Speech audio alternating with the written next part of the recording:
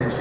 Well, everybody knows I'm running. I guess they're still trying to find me an opponent out there at the moment. But hopefully he'll show up at one of these events pretty soon.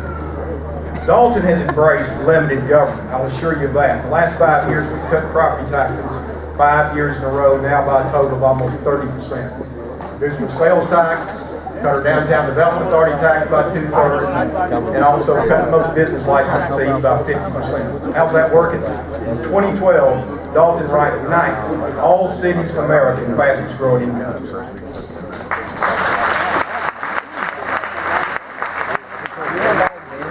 Now let's contrast that with what's going on in the state. What we want to do is take those same limited government principles statewide. We're going to find out if the Georgia Republican Party is truly a party of limited government, less spending, less taxes, less regulation, and transparency, or is it not? The last 3 years, it's been anything but. We've increased spending by $2.5 billion, 15% increase in our state budget over the last 3 years. And keep in mind, the governor wanted to increase it by $4 billion because he and the mayor of Atlanta heavily campaigned for the hated people. Now we've had it. We've increased spending in this state by an astounding 23%, while the economy has grown by less than 4%. Taxes, bed taxes, driveway taxes, TADD taxes, unemployment taxes, internet taxes. I can't keep up with all the tax increases.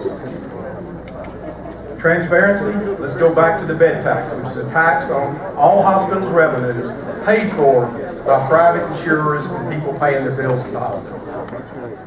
That tax was shifted to an unelected board appointed by the governor, clearly unconstitutional. That tax was immediately levied by this unconstitutional authority to the tune of $240 million plus.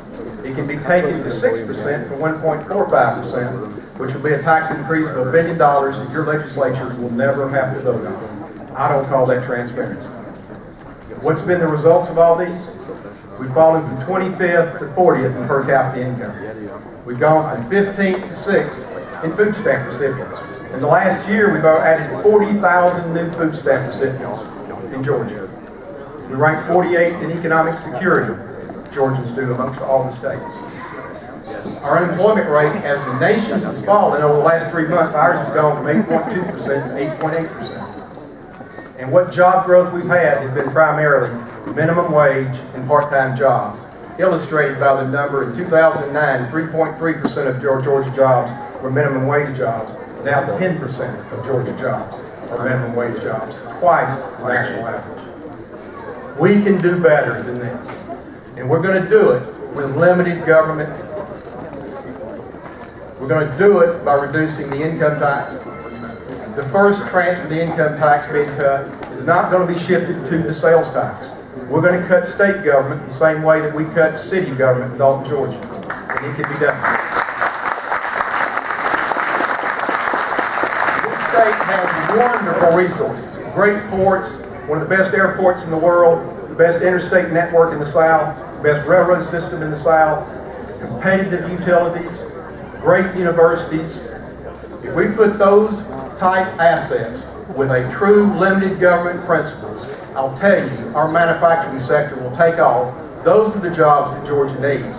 Paying $15 plus an hour with good health benefits, which means we will be reducing our Medicaid rolls and reducing our Medicaid problem. So I'll go back to you. If the Georgia Republican Party is truly a party of limited government, less spending, less taxes, less regulation, and transparent government, I believe the choice in this election is pretty clear. Thank you all.